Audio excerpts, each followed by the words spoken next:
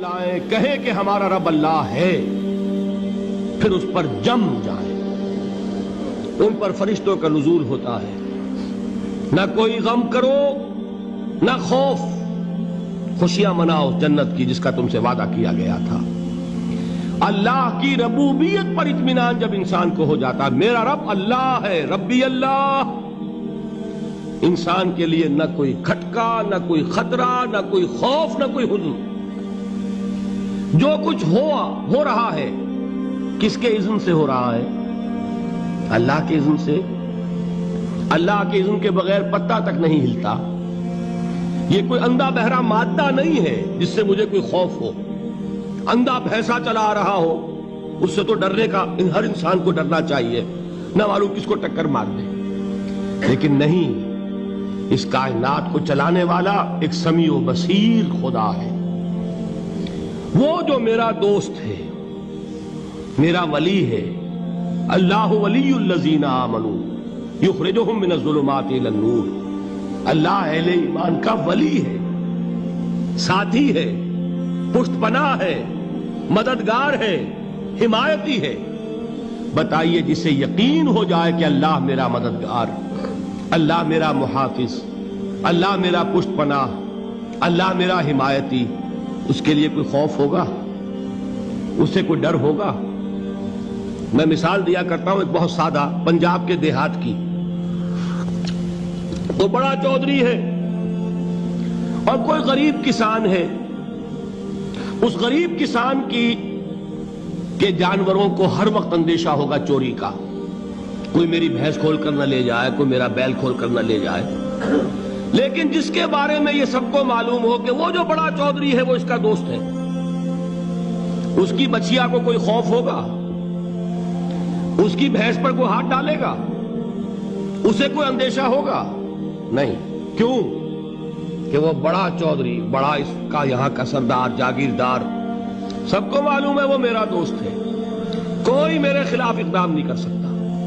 اس دنیا میں یہ چھوٹی سی بات اگر آپ کے دلی اطمینان اور سکون کا باعث بن سکتی ہے تو ذرا تصور کیجئے۔ میں لفظ تصور استعمال کروں گا صرف اس لیے کہ اس کا ہم جس کو کہتے ہیں ادراک اور شعور کر نہیں سکتے، اگر کے ساتھ کر سکتے۔ اگر یقین ہو کہ اللہ میرا مددگار اور یقین ہو کہ اللہ ہر آن میرے ساتھ ہے، پھر کوئی خوف؟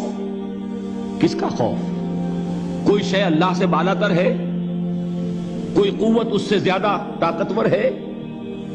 کوئی اس کے ارادے کو بدلنے والا ہے؟ کوئی اس کی مشیت کے آڑے آنے والا ہے؟ یہی بات ہے جو حضور نے فرمائی۔ یہ ایمان کا حاصل ہے لب لباب، کہ دیکھو اچھی طرح اس بات کو ذہن نشین کر لو، اگر تمام انسان مل کر تمہیں کوئی نقصان پہنچانا چاہے نہیں پہنچا سکتے، مگر جو کچھ اللہ نے لکھ دیا ہو، اور تمام انسان مل کر تمہیں کوئی نفع پہنچانا چاہے نہیں پہنچا سکتے، مگر وہ شے جو اللہ نے طے کر دی۔ آپ پھر میں کہوں گا ذرا طاری کیجئے، اسے فرض کیجئے، اسے سوچئے۔ اگر اس حدیث پر ہمارا دل ٹھکا ہوا ہو تو کسی سے ڈر ہوگا؟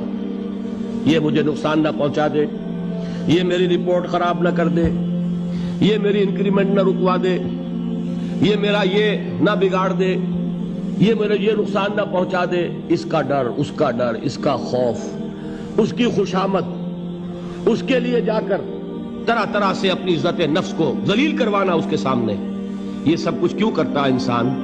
جب سمجھتا ہے کہ اس کے ہاتھ میں میرا کوئی نفع ہے، اس کے ہاتھ میں میرے لیے کوئی ضرر ہے، یہ مجھے کوئی غضب پہنچا سکتا ہے، یہ مجھے کوئی نقصان پہنچا سکتا ہے، یہ میرا کوئی کام بنا سکتا ہے، یہ میری کوئی ضرورت پوری کر سکتا ہے۔ اسی کا نام شرک ہے۔ جہاں آپ نے یہ سمجھا کہ غیر اللہ کے اندر کوئی طاقت موجود ہے، وہی شرک ہے۔ بتوں سے تجھ کو امیدیں، خدا سے نومیدی، مجھے بتا تو صحیح اور کافری کیا ہے؟ شرک تو یہ ہے۔ جس پر بھی تمہیں یہ خیال ہے، کلمہ ہے یہ کلمہ سوم، لا حول ولا قوت الا باللہ، ذرا اس پر دل کو کبھی اگر آپ تصور کریں، پھر فرض کریں، دل ٹھک جائے اس پر، کوئی طاقت نہیں۔ یہی بات تھی جو شیخ عبد القادر جیلانی رحمۃ اللہ علیہ نے اپنی وصیت میں اپنے بچے سے کہی. 11ویں دینے والے ہیں، لیکن حضرت شیخ عبد القادر جیلانی کی وصیت اور تعلیمات کو کتنے لوگ ہیں تو جانتے ہو؟ یہ جن مقامات تک پہنچے ہیں وہ کس چیز کی بدولت پہنچے ہیں؟ انہوں نے جو پیغام دیا وہ کیا تھا؟ اے میرے بچے، جس طریقے سے قرآن مجید میں حضرت لقمان کی نصیحتیں جو ہے نقل کر دی گئی ہیں، میں یہ عرض کروں گا بالفرض اگر قرآن حضرت عبد القادر جیلانی کے بعد نازل ہوا ہوتا تو شیخ عبد القادر کی یہ نصیحتیں بھی قرآن میں درج ہوتی. اتنی اونچی نصیحتیں ہیں. اے میرے بچے، اس حقیقت کو ذہن نشین کر لے، لا فاعل فی الحقیقت ولا مؤثر الا اللہ. اس کائنات میں نہ کوئی فاعل حقیقی ہے نہ مؤثر حقیقی ہے سوائے اللہ کے. کسی شے میں کوئی تاثیر نہیں اگر اللہ نہ چاہے. آگ جلا نہیں سکتی اگر اللہ نہ چاہے. پانی ڈبو نہیں سکتا اگر اللہ نہ چاہے. زہر ہلاک نہیں کر سکتا اگر اللہ نہ چاہے. کوئی چیز فائدہ نہیں پہنچا سکتی اگر اللہ نہ چاہے. تو در در پہ کیوں سر جھکاتے ہو؟ در در پر کیوں جبیں سائی کرتے ہو؟ سب کے سامنے کیوں ہاتھ پھیلاتے ہو؟ ایک اللہ سے مانگو. ایک اللہ کے سامنے زمین پر اپنی جبین رکھو. لا فاعل فی الحقیقت ولا مؤثر الا اللہ. نظر آتا ہے ہمیں کہ پانی پیاس بجھا دیتا ہے. پیاس بجھانے کی صلاحیت پانی میں نہیں ہے، اللہ کے اذن سے. کھانا بھوک مٹا دیتا ہے. بھوک مٹانے کی صلاحیت کھانے میں نہیں ہے، اذن رب میں. دیکھیے یہی یقین تھا. حضرت موسیٰ علیہ السلام کا واقعہ یاد کیجئے. سامنے سمندر آ گیا ہے. قوم دیکھتی ہے پیچھے کہ گرد و غبار کا طوفان ہے. معلوم ہوا کہ فرعون اپنے لشکر سمیت آ گیا ہے. لشکر جب چلتا تھا تیز رفتاری کے ساتھ تو گرد و غبار کا جو طوفان اٹھتا تھا اس کا تصور کیجئے. اور لمحہ بلمحہ وہ قریب آ رہا ہے. پوری قوم نے کیا کہا؟ اے موسیٰ انا لمدرکون. اے موسیٰ ہم کو پکڑے گئے. قرآن مجید نے تو یہاں وہ باتیں نہیں لکھی ہیں، لیکن تورات میں یہ درج ہے کہ بنی اسرائیل جھگڑنے لگے، دست و گریبان ہو گئے موسیٰ کے ساتھ. موسیٰ ہمیں یہاں مروایا لا کر، اس سے تو ہم ہی بہتر تھے. وہاں کھانے کو ملتا تھا، زندگی تو تھی، بیگار ہم کر رہے تھے، موت تو نہیں تھی. اب جو کچھ ہوگا اس کا تصور کرو، جس طریقے سے ہمارے ٹکڑے اڑائے جائیں گے. تو لڑ رہے ہیں حضرت موسیٰ علیہ السلام سے. یہ تورات کی تفصیل ہے. قرآن میں صرف اتنا آیا ہے، پریشان ہو کر انہوں نے کہا انا لمدرکون. موسیٰ ہم تو پکڑے گئے. اس وقت موسیٰ کا جواب کیا ہے؟ کلا ان معی ربی سیہدین. نہیں، میرے ساتھ میرا رب ہے، وہ راستہ دے گا. بتائیے کہاں راستہ نظر آ رہا ہے؟ یہ ہے ایمان بالغیب. راستہ نظر نہ آئے تب اللہ پر یقین ایمان ہے. جیب میں پیسے ہوں اور تب دل کو اطمینان ہے تو ایمان کس پر ہوا؟